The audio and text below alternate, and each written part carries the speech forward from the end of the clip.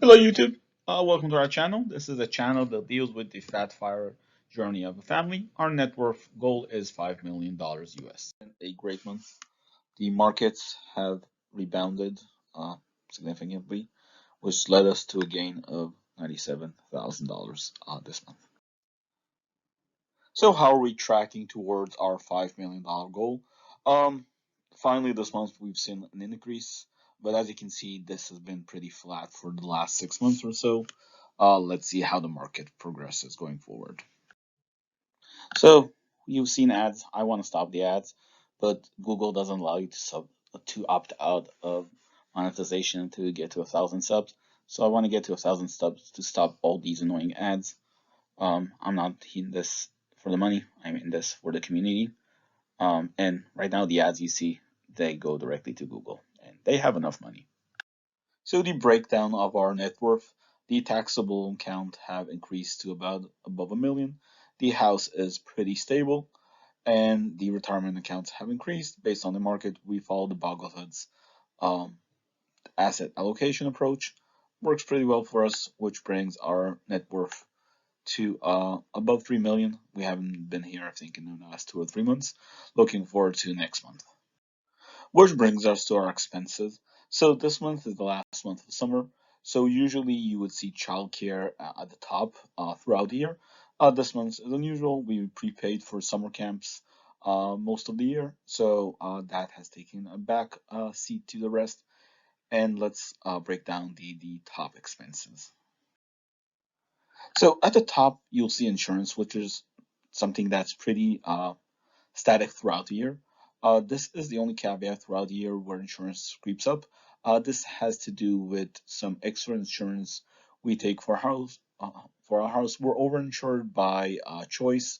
Since the house currently represents a third of our net worth, we're okay with spending a bit more just to be on the safe side. So this includes, I think, mudslide and tornadoes or hurricanes and flood. So something very rare, but um, we'd rather pay that extra 1,000 a year versus being self-insured for this amount. And these are the rest of the expenses. Food is a bit low, but that's because we've been eating out a bit more for summer travels and things of that nature. Entertainment is creeping up, as you can see. This has to do with, again, summer. We're doing more activities that we don't usually do. We expect this to wind down in about a month or so.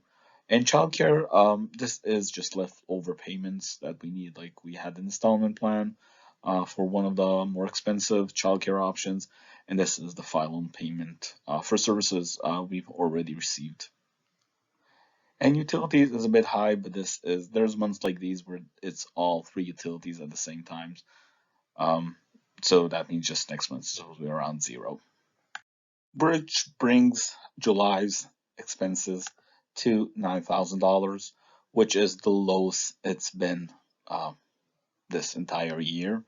I need to check my numbers, but I think this is even lower than pre-COVID numbers. So awesome.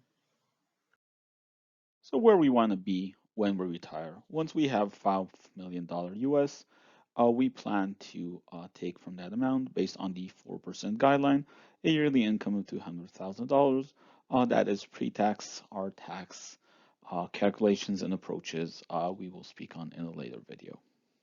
So a little bit about us. We are two working parents. Our main source of income is a W-2 salary for both me and my partner. In addition to that, we have three children, ranging in age from 4 to 8, and we live in a high cost of living area. That will explain some of our expenses in a later portion of the video.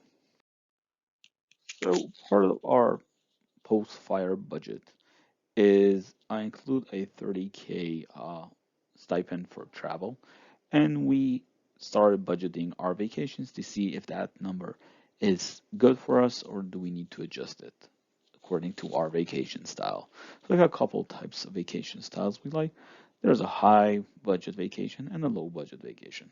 And let's look at an example from this past summer. So this is an RV vacation we took.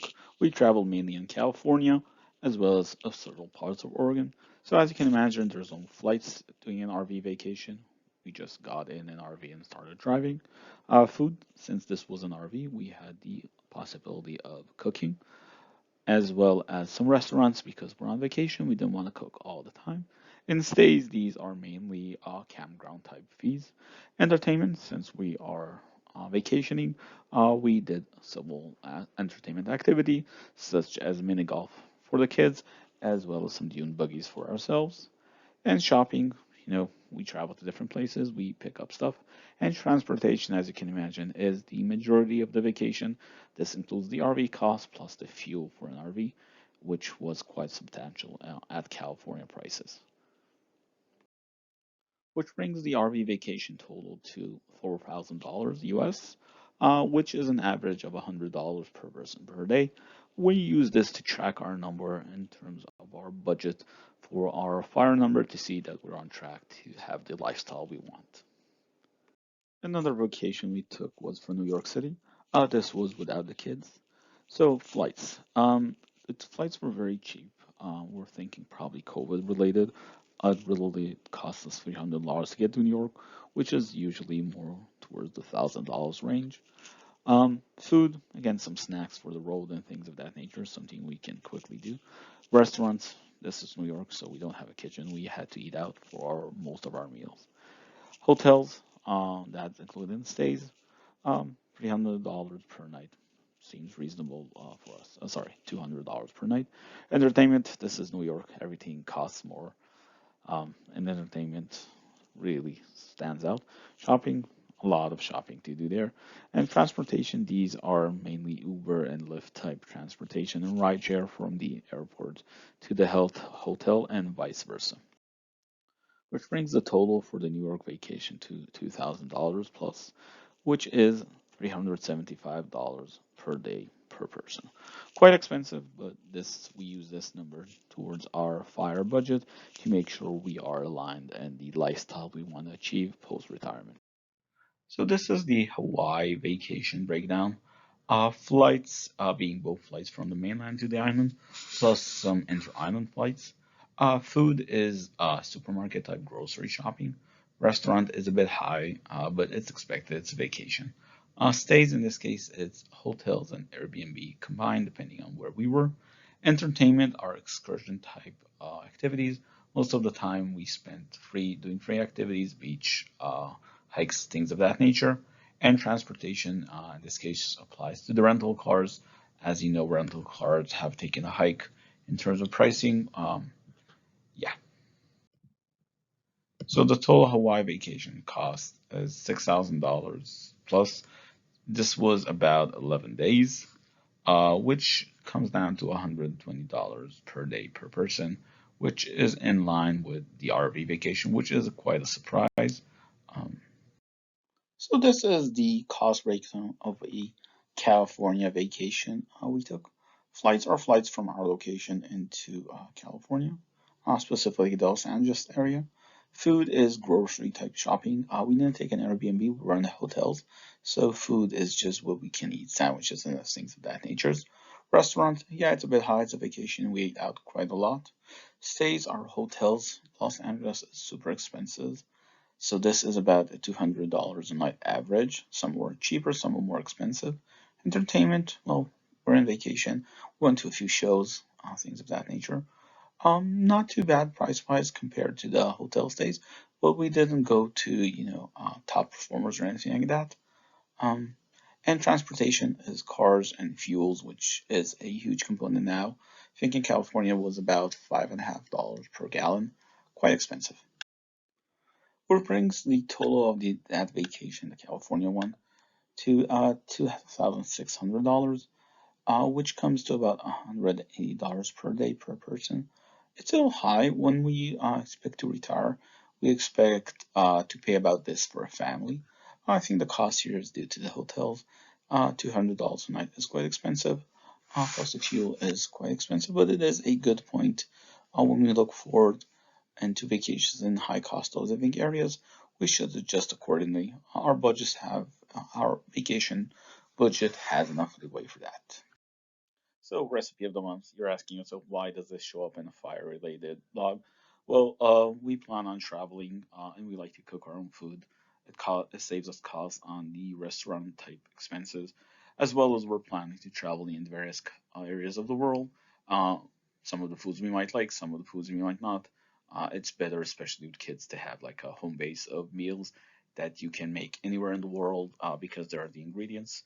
So we've tried pineapple fried rice with the sweetness along with the protein. The kids seem to like it. Some of them take the pineapple chunks out, some of them eat them, but they get that sweet flavor as well as the protein from the eggs. Our debt this month, we are still tracking for zero debt, and we plan to continue this approach. It has taken us long, long years to get to this approach and this number. I haven't started this blog once we were in debt, but it took us about 4 years to get out of debt.